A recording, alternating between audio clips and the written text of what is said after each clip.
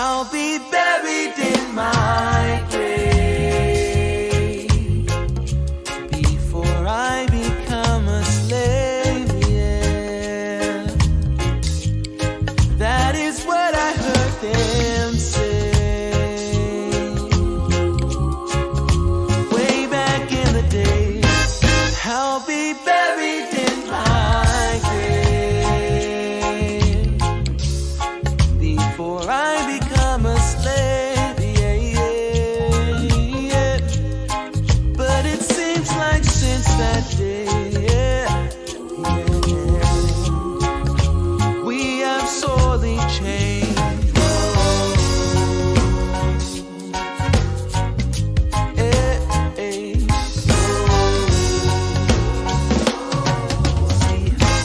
I'll be buried in my grave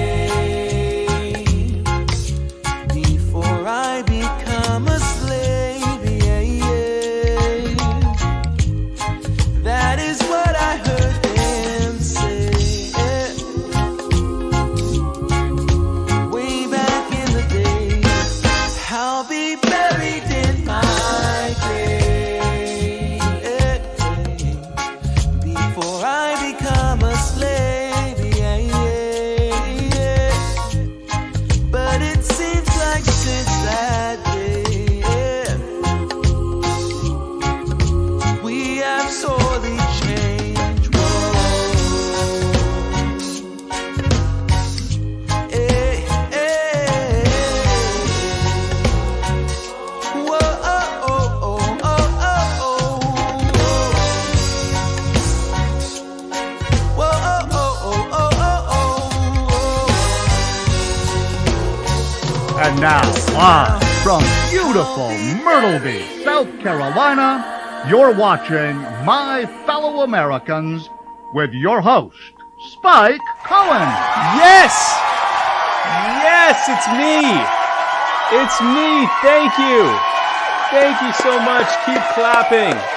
Clap for the pre-Hanukkah miracle. How would we know that you wanted the pre-Hanukkah miracle if you didn't keep clapping?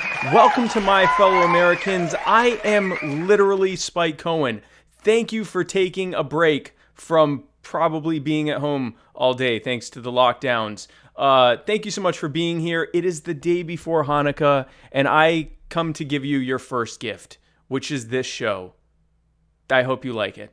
This is a Muddy Waters Media production. Check us out on Facebook, YouTube, Instagram, Anchor, Twitter, Periscope, iTunes, Google Play, Float, Twitch. I think we're on MeWe and Parler. I think we are. I believe we're on MeWe and Parler. We are everywhere. Check us out on all your podcasting apps. Anywhere that you go that's on the internet that allows you to see things that are from other people, we are almost assuredly there.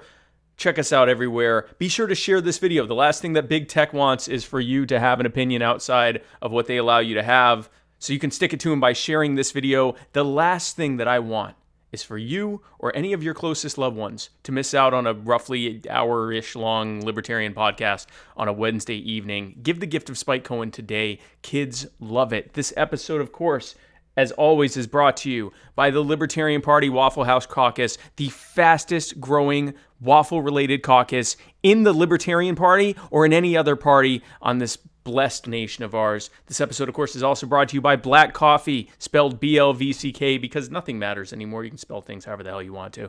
Go to BLVCK, that's now how you spell black, blackbrews.com, to have some of the most delicious cold brewed organic coffee to ever be horrifically misspelled. Be sure to use the checkout code MW for Muddied Waters for free shipping. And of course, this episode is brought to you by, I don't have that graphic, but it's also brought to you by Chris Reynolds, attorney at law. If you are personally injured in the greater Tampa Bay area of Florida, I have some fantastic news for you. Well, I mean, I have some generally good news for you. If you've been personally injured, it's probably not good news, but if that happens and has already happened, there's nothing I can do about it. But I do have some good news for you. If you are personally injured in that general area, I have an attorney who will get money for you. His name is Chris Reynolds. He's a good man. Go to chrisreynoldslaw.com. He's a great attorney. He will get you money. I mean, I guess I can't promise that, but he will do his best. And he's such a good attorney that you probably, if you have been injured, he's probably already at your hospital room waiting. So go to chrisreynoldslaw.com to find out more about him.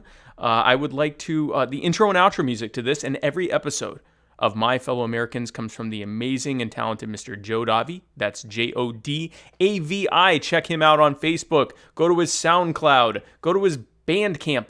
Go to jodavimusic.bandcamp.com. Buy his entire discography. If you like that song, you're going to love the rest of them. And the end of this, you have to watch now. You have to watch the whole show. And at the end of it, you'll hear the outro music that's also from Joe Davi. And you can have all of that and much more for the amazing price of like $23. It's like nothing. You can buy everything the man's ever made. It's like less than $30. Go get it today. I'd like to thank Le Bleu for this delicious, ultra pure drinking water that I'm drinking on this episode. It is kosher and made in America, just like me. Bulavanaka. Happy Hanukkah. That is delicious water. Shout out to Tara and Turks' Momnum as always. Guys, my guest tonight is a libertarian activist from the great state of Oklahoma.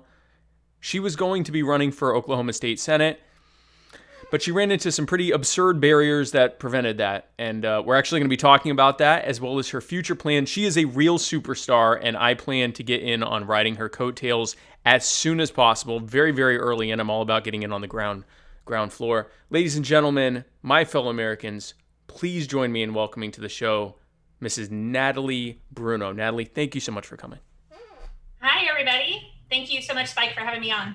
Absolutely. It's a real honor to have you on, and I can't wait to talk to you. I've heard nothing but good things about you, and I hope at least half of them are true. If they are, this should be a good episode. At least 25%. At least 25%. That should be, that really should be sufficient for a decent episode. So, everyone just, keep your expectations low, and we hope to jump over them. But folks, tune in be sure to chime in with your questions and thoughts. Muddied admins are standing by, and Natalie and I will tell you if you are right or wrong. Now, Natalie, this is your first time on the show. Welcome. And whenever I have someone on the show for the first time, the first thing that I ask them, especially if they're a libertarian, is what is it that brought you to libertarianism? Was it kind of an aha moment or sort of a gradual evolution of time? Everyone has their story. Tell us the Natalie Bruno story. Yeah, so it was definitely an aha moment, and it's probably a story that mimics a lot of other stories. There wasn't anything kind of spectacular. So I like to make the joke that I have literally been registered as everything at some point in time in my adult life. When I was 18, I started out as an independent because I didn't want to be a part of anything. And then I, read into things. I was like, well, maybe I'm a Democrat, registered as a Democrat, realized I was definitely wrong there. Then switched over to Republican, still didn't feel like everything was, right. And so I was visiting with a good friend of mine, a couple good friends of mine, and was discussing how I was like, well, I just don't feel like I fit in anywhere. I'm very fiscally Republican, but I'm socially Democrat. And they're like, well, then you're a libertarian. And I'm like, well, what do you mean? Like libertarian? I'm not liberal. I'm right. Like, no. And so they went in, explained everything to me. I read up on it. I've listened to, because I'm big on audiobooks, because I like to multitask, Libertarian Mind. And I was like, oh my gosh, this is exactly where I fit in. This is where I'm supposed to be. So that's kind of the trail that brought me here. That's interesting. So this was more you just kind of talking with your friends and saying, I don't know where I fit in. And based on what you said, they're like, yeah, you're a libertarian. Were they also libertarians, or they had just heard of it? So one of them is a libertarian, not a registered libertarian, okay. Just because of wanting to participate in Democratic primaries. But the other one was not a libertarian. But they had heard of it, and so they said, you're a libertarian, and you're like, okay, what's that? And then you looked into it and found out more. That's very interesting. I have had some people on that have been like that before, but usually it's, there was some major event that happened or something like that. So that's very interesting. So, and now you're in Oklahoma. Are you originally from there, or did you move there recently? No. So I was a military brat. My father was in the Army for 33 years. And so okay. I have ping-ponged all over the place. Now, I was technically born in Oklahoma, even though we moved to Germany right after. Okay. But I did move back here to Oklahoma when I was 18, and I have lived here ever since. Okay, so you've we'll been just in say it's been Oklahoma. a long time since I've been back. Okay, so you've been in Oklahoma. It's so people I'm in a similar thing where people will say, "Are you from Myrtle Beach?" And I'm like, "Yeah," because they'll say, "Are you born and raised in Myrtle Beach?" I'm like, "Well, technically, I was born in Baltimore, but we moved here when I was 5, so yeah, kind of from here." So yeah, so you've been here for quite some time because you're now 22, right? Oh, of course, yeah. Okay, With so about 13 or so anniversaries in there, yeah. 13 or so anniversaries of being 22. So you've been there for a good solid 4 or 5 years. So you've been in Oklahoma for a few years now. And what was it that got you into the? Was this going to be your first time running for something? Yes. Okay, so this was okay. What was it that gave you the idea of running for? I guess running for office in general, and then running for this specific office. Great question. So basically, I've always wanted to get more involved in politics. I've always kind of been a behind the scenes person, though, helping with marketing and advertising and campaigns. Obviously, I was on yours and Joe's campaign. Yep. And kind of playing that whole portion of it. And honestly, the main reason was because I always had it in my head that a political candidate had to be perfect. And since I've been divorced before and stuff like that, I was like, well, I don't know. And then, the more and more I got into it, I realized I'm like, these people are far from perfect. Yeah. And I was like, I've got a pretty strong background to be able to do this. And I've been spending so much time in the community, just engaging with people and donating my time. I've been a part of so many things that have made me realize how broken certain situations are, that I realized, it's enough of just talking about making change. The best way to make the change is to be the person that can influence and make the change. Absolutely. Exactly. And it's interesting that you said that.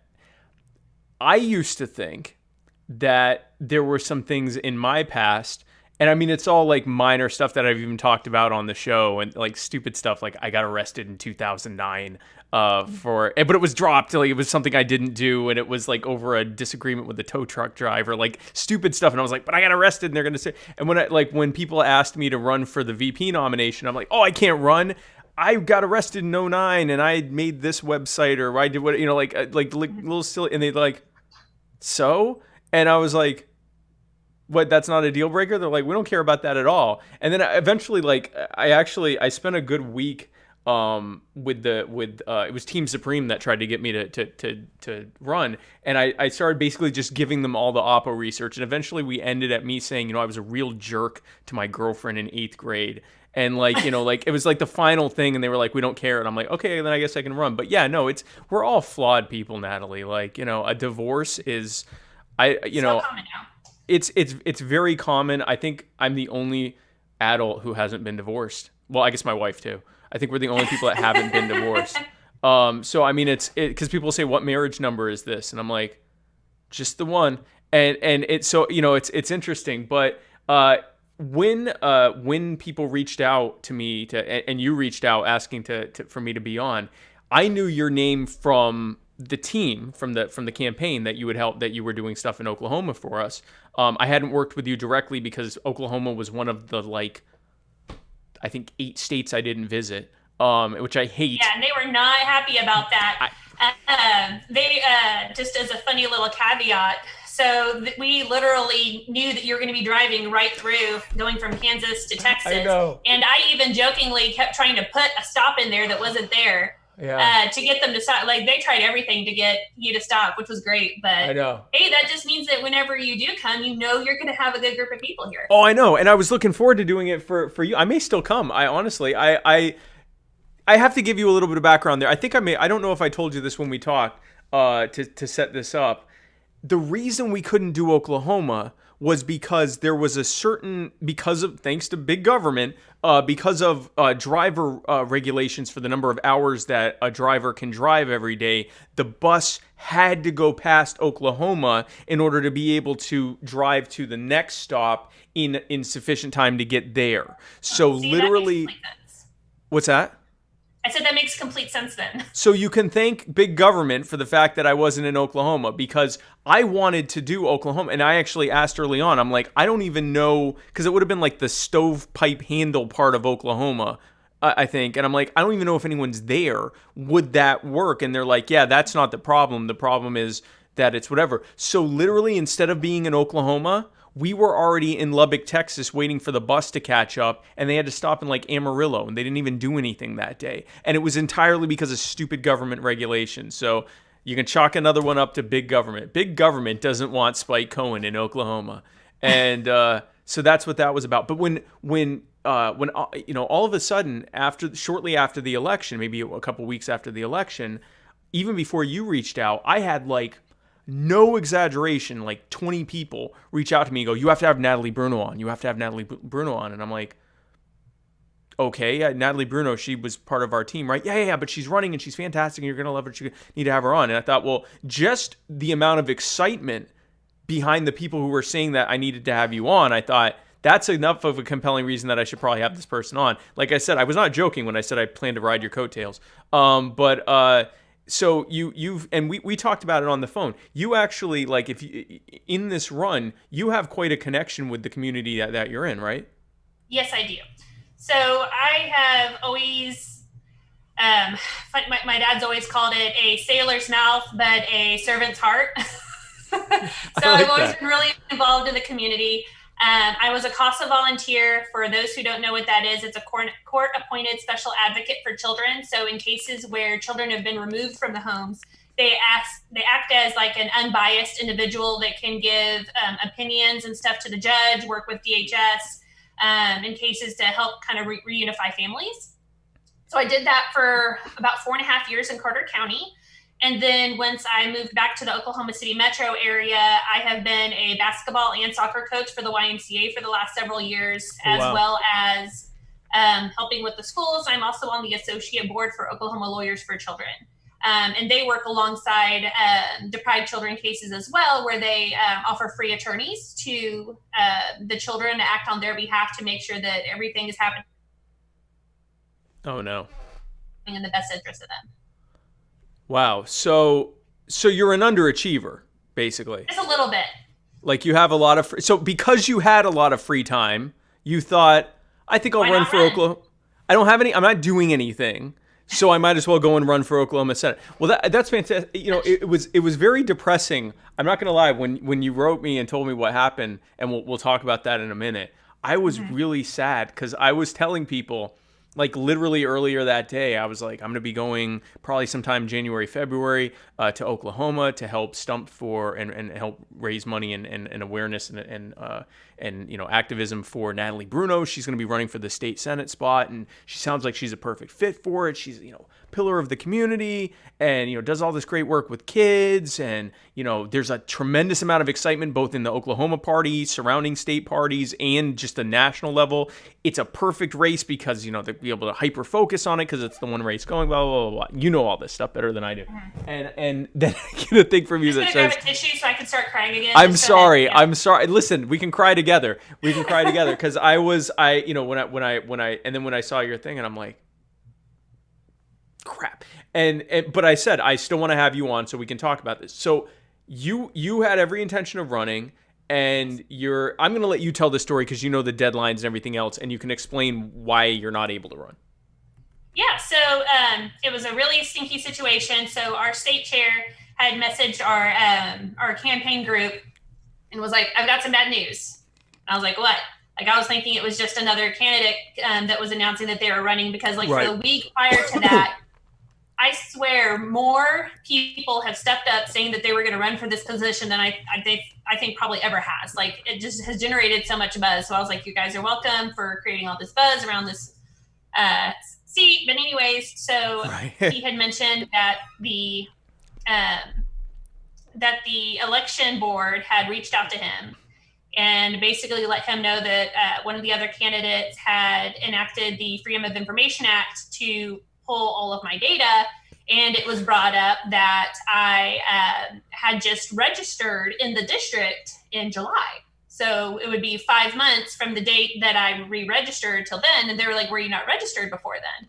And I was like, well, I was registered, but I had been in my house for about 2 years and from where I was previously here in Oklahoma. And I did not immediately re-register. I just kind of waited. It wasn't a big deal. It was something that I just kept meaning to do that I didn't. And so it just took me forever to actually register, just like changing my, driver's license to that address. Because if you look on Ballotpedia or any of the things that were searchable, it just stated, in order to run in a partisan race, you have to be registered in your party for at least 6 months and reside in your district, which I met both of those. Which you did. Yeah.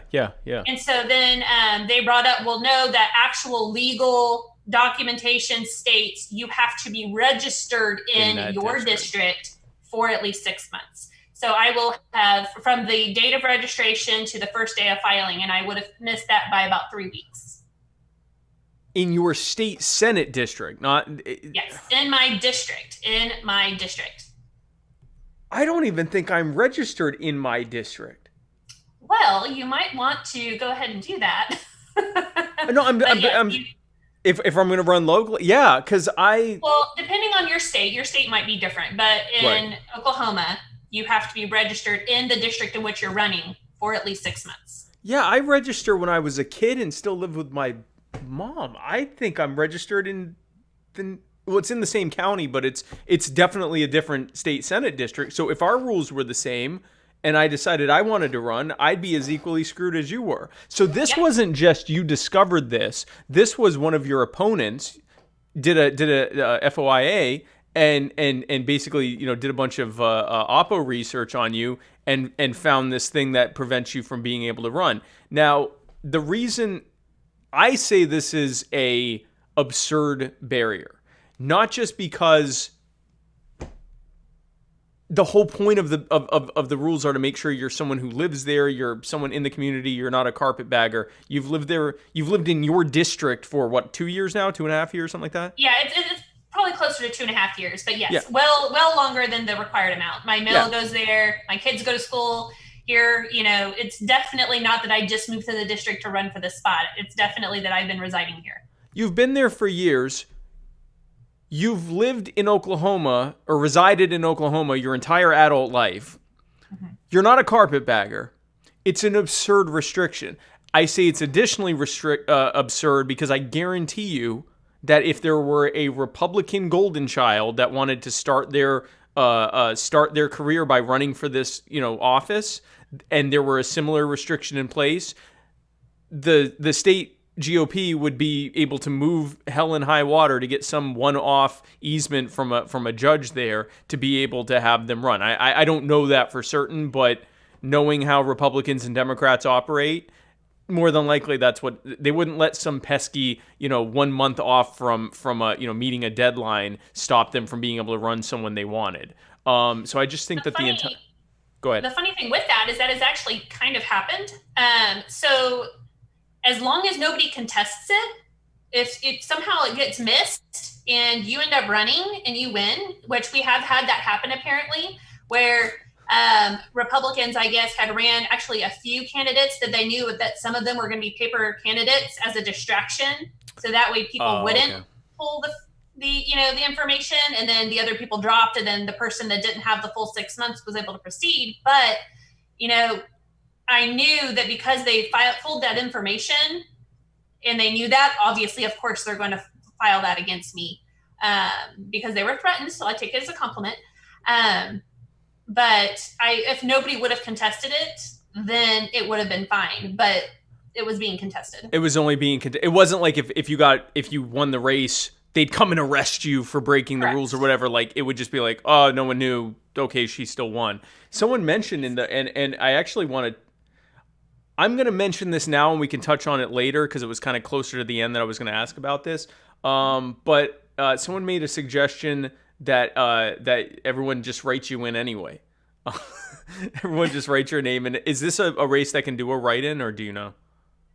I don't think you can, in all honesty. But as much as I would appreciate that, realistically, I would not win with the amount that would be needed for that. But I do love the suggestion. That is funny. And you actually were running to win. Like, I mean, you had a serious... You were going to be raising like $100,000 easily. And when I say you were going to be doing that easily, just the people that were reaching out to me, alone telling me that you needed to be on the show. They themselves could have gotten you the numbers that you were needing to get to be able to see even before anyone else. I was already at almost 10,000. Yeah, and I mean you were not going to have a problem raising that. You're a well-known name in your community. People know you. You were kind of, everything looked great. What were the reasons? What were the main things that you wanted to accomplish? Like, if you had been able to run and you did get elected, what were your main goals going to be in the Oklahoma Senate?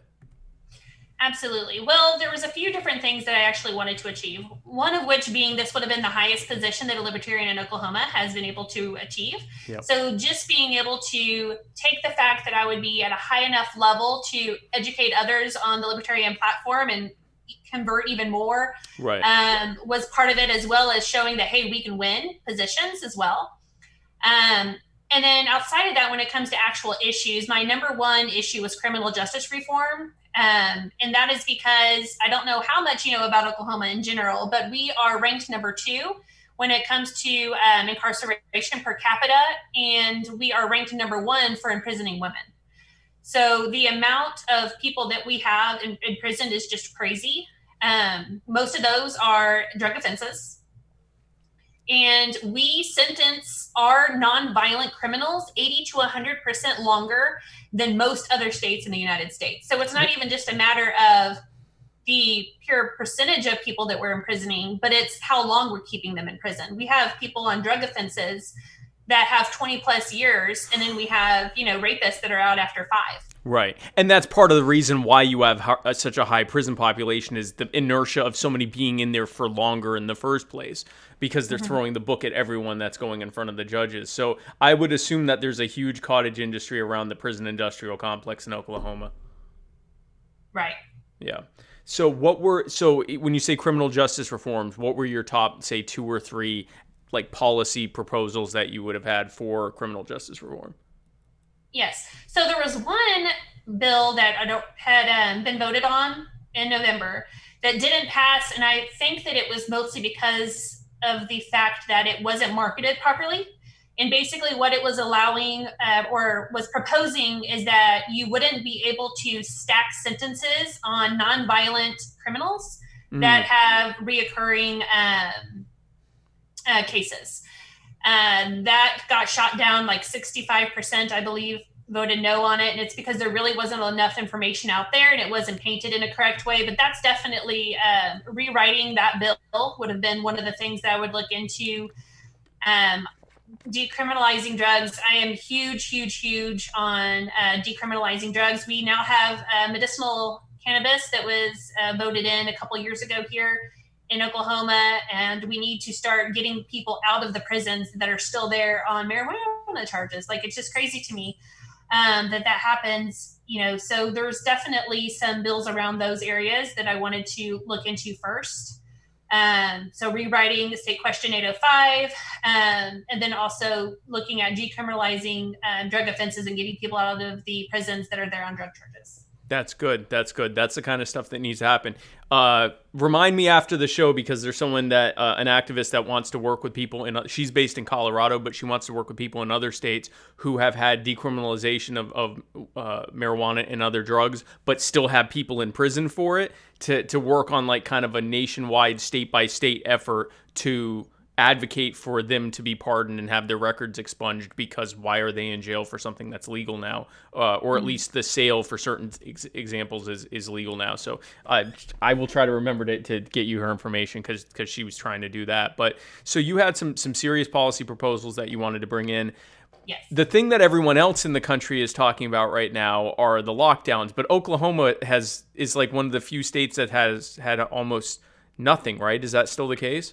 So we did have one lockdown right towards the beginning of the pandemic, and it was pretty impactful in our communities. We had a lot of small businesses, mostly gyms, some bakeries, boutiques, stuff like that, some waxing and hair salons that ended up never reopening because of the fact that since they were down for probably about a month, it basically completely put them out of business. Destroyed their business. Because, Yep. Small businesses anyways, they they don't make huge profits. They basically make enough money each month to pay all their bills, pay their staff, and then have a little bit of profit left over to live off of before they go into the next month. So they could not recover.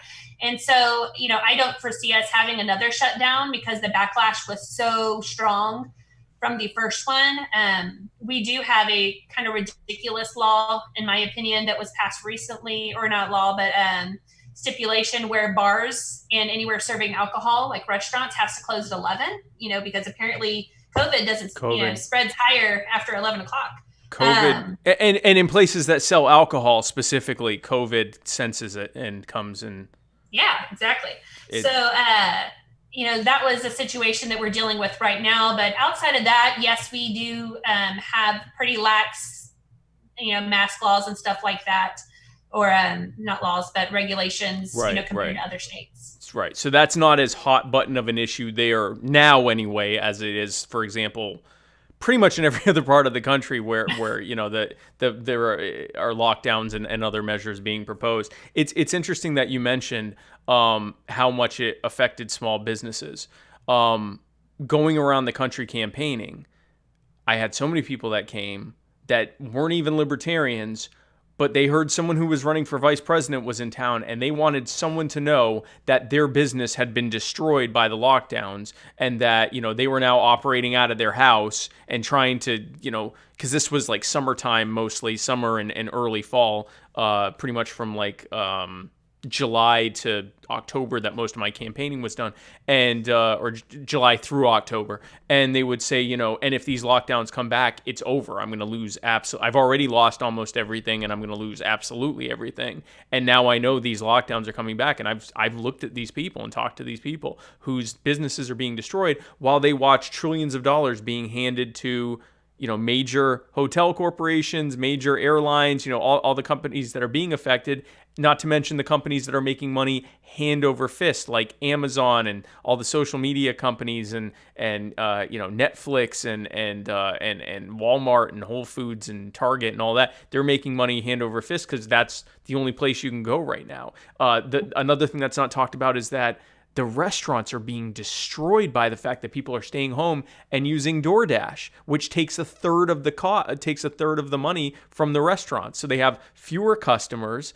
Their employees aren't getting any tips, and they're giving a third of their money to these major companies like DoorDash and others that make it's a massive wealth transfer from those with the least to those with the most. So I'm glad to hear at least that it doesn't look like they're going to be redoing it in Oklahoma. So I guess I have one of two questions. Number one, before we get back to what your plans are, do you know, is the Libertarian Party planning, do they have anyone else that they're going to try to run for this position, or do you know what they're doing there? Or I don't believe so, no.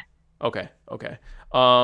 Because obviously, this was I think it was kind of a one thing where it was like, let's try to do this, but they may not want to put the resources into it. Especially, I think you were going to have a very hard-fought race. I think you were going to win it, but I think that it was going to actually be a pretty hard-fought race just because there was nothing else going on.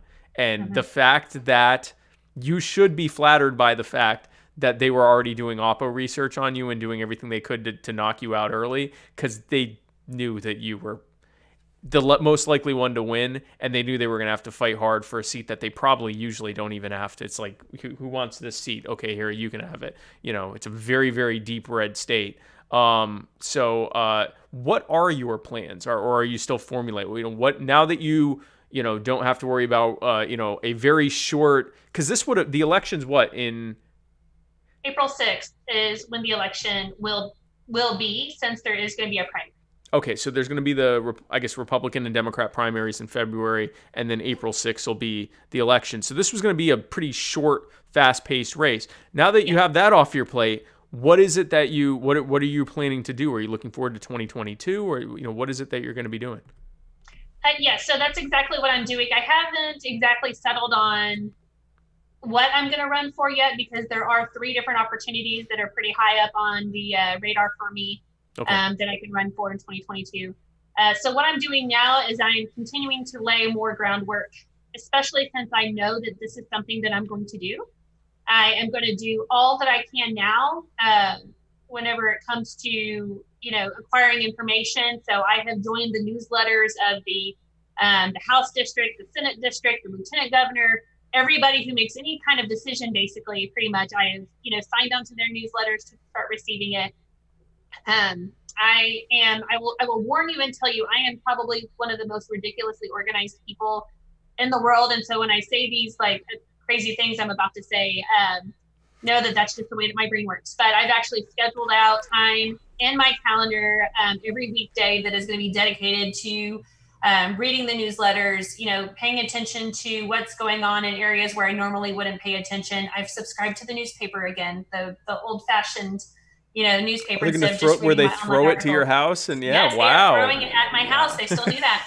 So doing that, I'm going to continue, with the nonprofit work that I've been doing, and I've actually am working with a couple of other new nonprofits as well. There are 2 groups that I'm going to be getting more involved with that actually pertain directly to initiatives that I want to take. One of which is Oklahomans for Criminal Justice Reform. It's a great nonprofit here that they're the ones that helped put together State Question 805. And so I'm going to be working and getting together with them and try to see what I can do to help kind of push their initiatives.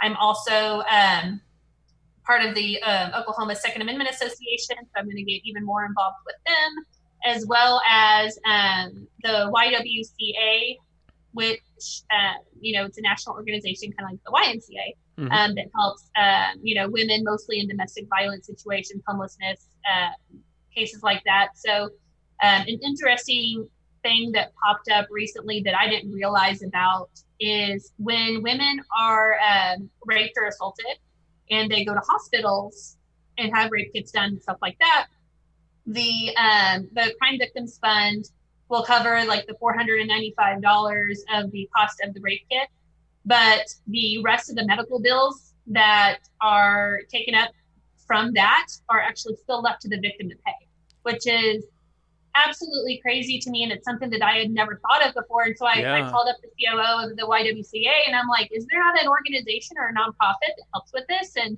she's like, not that I have seen. She's like, the hospitals are nonprofits. And so a lot of times they'll work with them or they'll cut the cost down, or sometimes if they have the funding for it, they'll forgive the bill. But no, there's not an organization right now to, help these women. So, they get raped or assaulted. They have to go through this horrible process and then they get a medical bill in the mail afterwards. So I'm working with them to come up with something to come up with a nonprofit to help raise money to take care of medical bills for women in those cases. So getting more involved, connecting with as many people as possible, getting involved with the Chamber of Commerce is, again, networking like crazy. Basically my goal is, by the time 2022 rolls around, people are going to have seen my name in so many places and had me knock on their door so many times for other things that the name recognition is going to be there strong. So then all I have to do is follow that up with reasons why they need to vote for me. Which you will have already told, because in all honesty, and it's bizarre because it's kind of inverse of how it should be. When we think of who we're running for president or Senate or governor or something like that, we tend to get into their policies. Even though it's at the local level that government is most likely to affect you, it's the decisions you make as a state senator or even city council person or mayor or whatever that are more likely to actually affect them on a day-to-day basis. But in those more localized races, it's often based on, do I know this person? Have I ever heard of them? Do I have any reason to think they care about me and the people in this community? Are they someone that represents my community well, that I would be proud to say that they are my, state rep or mayor or city council person or whatever, even though, so it's like, it becomes less about policy, although that's important.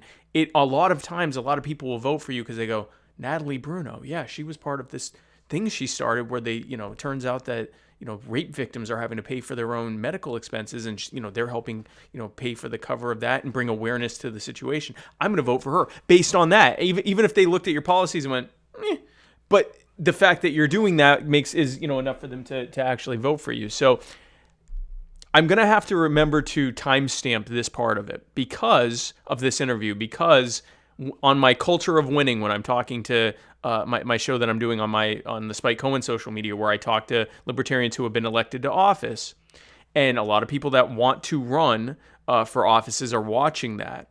and we're trying to come up with, the blueprint. How do you effectively run?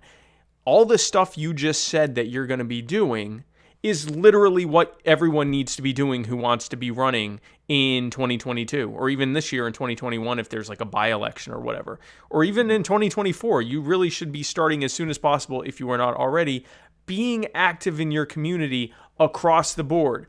Community service, community endeavors, community-based endeavors, reaching out to like Second Amendment groups, reaching out to child advocacy groups, reaching out to criminal justice reform groups, anyone who has a common thread or a common interest that plays well into what we as libertarians want. Reach out to them. This is the kind of stuff that you need to do. And in your local area, better than me what your area, what the interests in those area are. So, you can fill those gaps better than me. But what Natalie's doing, do that. So when you say, what should I be doing? Do what Natalie just said that she's doing. Like, do all of those things. One thing I wanted to ask you, and you can tell me better than, you know better than me. My understanding, there's a very large native population, indigenous population in Oklahoma. Is that correct? Yes, that is correct.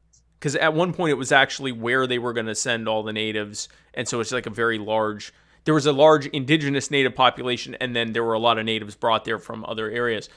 Right. One thing I can tell you, and you probably already know this in your area, the treatment that natives are receiving, especially on the reservations, but really in general, is by the government is egregious, and it is leading to the bad outcomes that natives have. The rate of COVID-19 infections in native communities, especially the reservations, is exponentially higher than anywhere else. The rates of addiction are exponentially higher. The rates of child malnourishment are exponentially higher. The rates of ongoing poverty and homelessness are much higher, much higher. The rates of unemployment are much higher. On their grounds in reservations, when they try to do anything like build a new property, add some more cattle to their farm, add some more crops to their farm, try to start a business, anything they want to do, they have to go through this Byzantine process with the Bureau of Indian Affairs and wait months or years to usually be told no. But if they go ahead and just do it anyway, within a matter of days, someone comes to, tear it up or seize it or whatever. So it's not that they're not responsive. They're just only responsive to stop you from doing anything. Have you put any thought into potentially reaching out to indigenous and native rights groups? Because I can tell you there's a lot of common thread there between what their goals are and what our goals are as libertarians. Yeah, so it's funny you mentioned that. So the largest tribe here in Oklahoma is the Chickasaw Nation. They own the largest casino in the world that is actually here in Oklahoma at the 1 mile line of 35 that goes from Oklahoma to Texas. And I actually worked for them for a number of years. Oh, okay. And, they do a phenomenal job in our state. Actually, all of the tribes, the citizens of the Potawatomi Nation, the Choctaws, they have casinos. They generate a ton of revenue for our state that then ends up obviously getting used into a lot of our programs, education, and stuff like that. So recently, right before COVID pretty much, there was a huge fight because it was the 15-year mark from whenever we allowed gaming. And with the gaming, there's a certain percentage that is paid into the state, that's, I believe it's 8%, 8 or 9%. And basically, it also allowed it to where non-tribal gaming is not allowed to come into the state. So it was kind of like a double deal for them. So okay. It was assumed that they were going to go ahead and renew that 15 years. Well, our current governor ticked off everybody and essentially was going to say, no, we're not going to renew it unless you almost double the percentage that you are paying into the state. Wow. Which was crazy because, one, to an extent, I understand what the governor was saying because the amount that they pay versus like the casinos in Nevada and stuff like that, like the casino industry in general, it is a decently low amount. But to ask for them to jump up to, I believe it was 12 or 13%, jump up that much in 1 year is crazy. Second of all, they were basically slapping them in the face, in my opinion, because even though that's all that they, pay in, the Chickasaw Nation especially, does an impeccable job of donating so much money to the local rural schools in southern Oklahoma. They've helped pay for proms. I mean, they have done so much, buying technology. I mean, I would be shocked if they don't give equally the amount of money that they pay into that the they're state. trying to Control where that goes.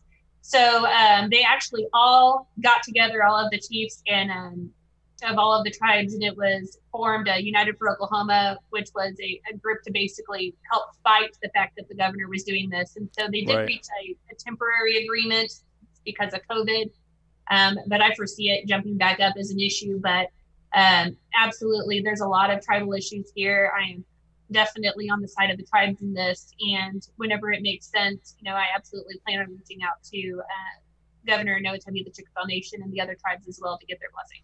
Good. I think I will say this: the single biggest demographic, and we as libertarians look at people as individuals, but often people experience their treatment at the hands of government based on things that are outside of their control, like their demographics.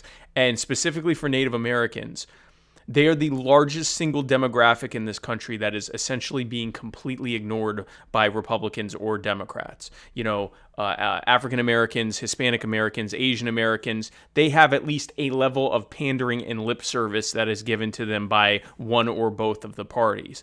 With Hispanic Americans, you kind of have because they're the fastest growing minority demographic, you've got the Republicans and Democrats trying to, push hard to get their vote. Natives are largely ignored, especially on the national level and even at the state level. And because they're ignored and because there's an inertia of ignoring them, and I think part of it is also the fact that a lot of politicians don't like addressing that really ugly history of why that's a problem in the first place.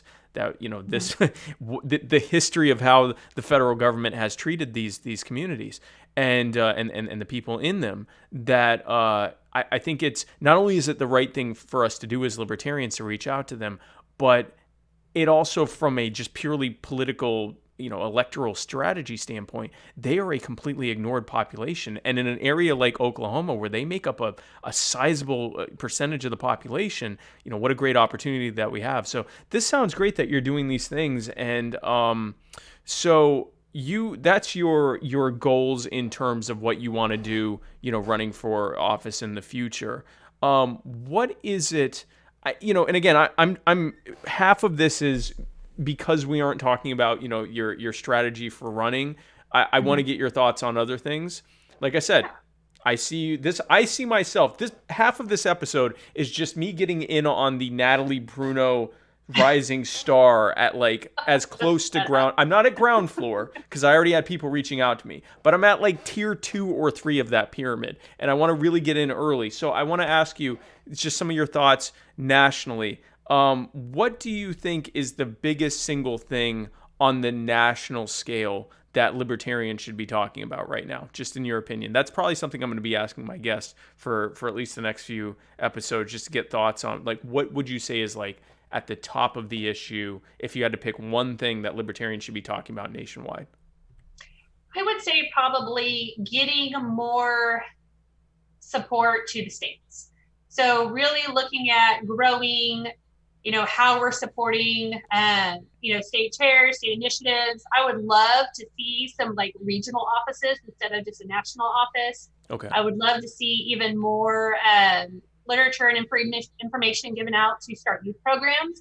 So, at a lot of the high schools, there's, young young Democrats and young Republicans. I would love to see young libertarians. I would love to see literature given to the schools to give to students. I would love to see more college outreach, especially since, as we saw, throughout the election, our bread and butter, the biggest group of people that was coming to our website, that was coming to our social media pages, was the millennial base, the 25 to 34. We were hot in. Yep. And the younger demographics of people, those are going to be the people that continue to join the Libertarian Party because they've had enough of both sides.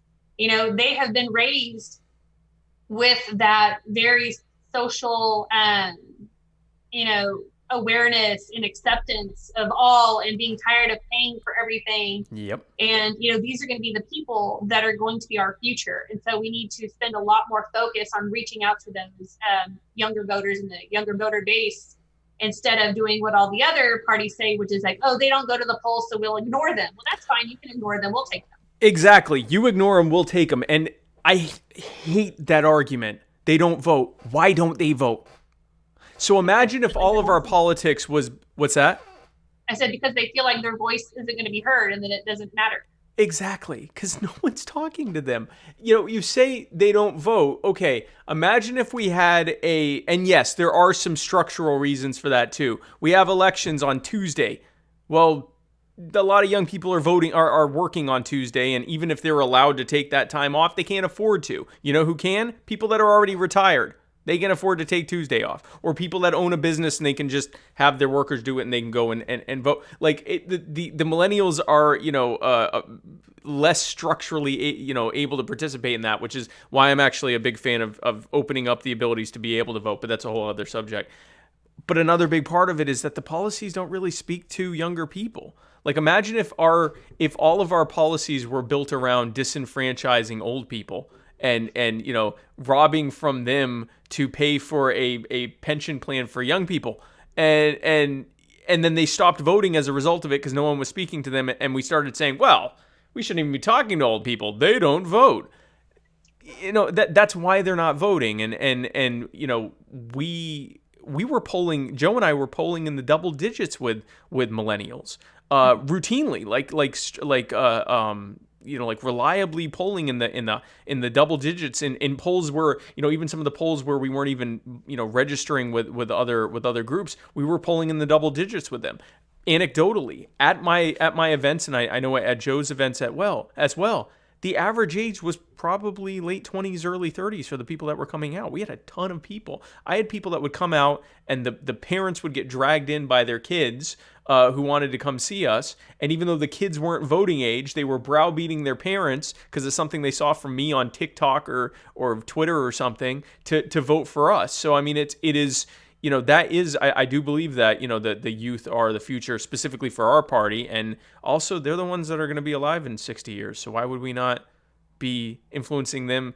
Some of it's watering the tree that we won't enjoy the shade of, but it's like to build that future for the party. So I agree with you. And I will tell you from a local standpoint, everything I've been hearing from the LNC is that they are putting together the CRM and the other tools and equipment that will be able to be utilized by the state and local affiliates to have the actual infrastructural things that they need to be able to put out that kind of stuff. And I think your young libertarians idea is perfect. We need college libertarians. We need young libertarians. We need all of that stuff to be engaging these folks, because another part of that is, you said that young people grew up to be socially accepting. They also grew up in a culture of consent, that everything is based on consent, right? They opt into everything. The idea of you're forced to do something, no, that's unacceptable.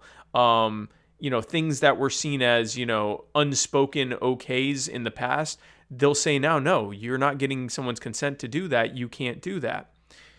Mm-hmm. We're the only party that is consistent in our philosophy that it's all about consent. Consent is the difference between it being okay or not. And we want to build a culture based around consent that fits in perfectly with what young people have been told their entire lives. So I think that that's absolutely perfect. You as a 22-year-old, that. So I want to say, and Natalie, it has been fantastic having you on, and I'm glad we were able to do this. I want to give you a chance before I let you go. Actually, I'm going to go through some of these questions that we have, because there was a bunch of them.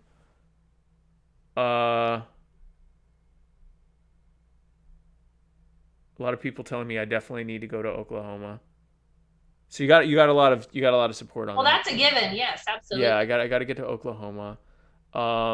People saying the Princess Rivulet, the woman I'm going to get you in touch with about. A lot of people expressing anger. I haven't seen a lot of questions here, but a lot of people are expressing anger at that you weren't able to run. Kathy Theory reached out to you, said it's Kathy with the postcards. Yes. And she said to let her know that she's still willing to do whatever needs to be done Awesome. Thank you, Kathy. for that. Oh, here was a question. Do you know, like, the prison system that is in Oklahoma, is that mostly like for-profit prison system, or is that run by the state? We have 3 private prisons. Okay, so there's a cottage industry built around lobbying for more laws to get more people. Yeah. And let's see. Yeah, this is all. Everyone really is waiting for you to run for something. So they're very excited. I think you got a lot of fans Well, good. here. I'm glad. I'm excited. Yeah. Someone said they love me. That's nice.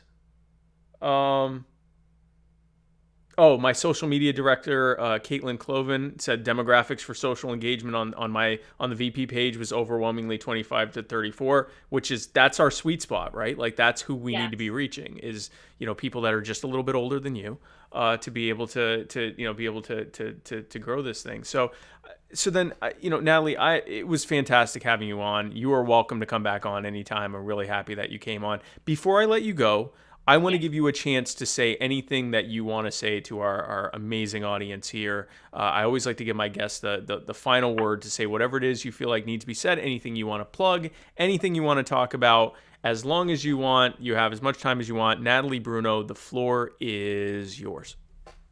Awesome. Well, again, Spike, thank you so much for still having me on, even though I'm not running for this election, but I will be, so watch out. In the meantime, anybody who wants to be involved with anything in the future, definitely jump in my DMs. This is a woman telling you to get in my DMs, please. Outside of that, the only other thing that I would say, besides thank you guys so much for the crazy amount of support that I was receiving, even in just a short little amount of time, is that anybody else who is planning to run or thinking about running, there are so many people that you can reach out to, even besides even just your state party. There's so many of us that worked on the national campaign that would love to help get involved. We want to see people get elected. It is a butterfly effect. The more people that we can get elected, the better. The more name recognition, the more that they can see that libertarians can win. We are winners. And, I love what, Spike, what you've been doing with the podcast on that. I think that that's fantastic. I love it. I've been watching every episode. So keep that up, and, reach out to people, and, reach out to myself if you're running and you need some connections. I kept, emails and cell phone numbers of a whole lot of people that I can help put you in contact with. If you're like, I could really use some help with social, or I could really use some help with this. Just reach out. We're basically a giant family now. I can be like that crazy weird cousin that knows everybody and can help you out. So just reach out, and thank you so much for the support, and thanks for having me on. Natalie Bruno for Crazy Cousin. I want to say something. The reason that you had so many people that were reaching out early on and ready to get under you is the same reason why there were so many people reaching out to me saying, you need to get her on your show. People sense that there's something big in you, that this is just the beginning, and that there's going to be, we have a lot of hopes vested in you. No pressure, but it all rides on you. And if you don't do well, it's all going to crumble and fall apart, but no pressure. No pressure. No pressure at all. No pressure. Well, Natalie, thank you so much again for coming on. I really appreciate it. Natalie Bruno, thank you again. Bye, everyone. And folks, if you don't mind sticking around, I'm going to talk to you briefly during the outro. Yeah. Folks, thanks again for tuning in to this very special pre-Hanukkah episode of My Fellow Americans. Tomorrow, it's one more sleep until Hanukkah. And I am so excited because I am Jewish. And I have been told that there are a lot of gifts for me. And I'm very excited about that. And I hope that you have a blessed Hanukkah, whether or not you're Jewish. It's still Hanukkah. It's Hanukkah for everybody. So I hope you have a great Hanukkah. Tune in tomorrow on Hanukkah can Jews do stuff on Hanukkah? Well, anyway, I'm doing it. On Thursday at 8 p.m., I'm having my next episode of Culture of Winning. And I forgot to put up who my next guest is. It is Donna Gundel-Krieg. She is going to be on tomorrow at 10. And then we're doing one more Friday episode because I was trying to get as many of these done before the end of the year as possible. Another episode of Culture Winning on Friday, which is both Hanukkah and Shabbat. My wife's going to be so mad that I'm doing this. Friday at 8, I'm interviewing Scott Bowman up in Detroit, and then have a great weekend. And I will see you on Monday for Culture Winning. And I don't have on there who my guest is for Culture Winning on Monday for some reason. But then tune in next Tuesday for the Muddy Waters of Freedom, where Matt Wright and I parse through the week's events like the sweet little holiday cherubs that we are. And then tune in again right here, same Spike place, same Spike time, which is Wednesday at 8, for My Fellow Americans, where I will be interviewing. You're not going to believe who I'm interviewing. It's going to be a fantastic surprise for both of us because I didn't write that down either. But folks, thanks again for tuning in. Have a great evening. I'm Spike Cohen, and you are the power. God bless, guys.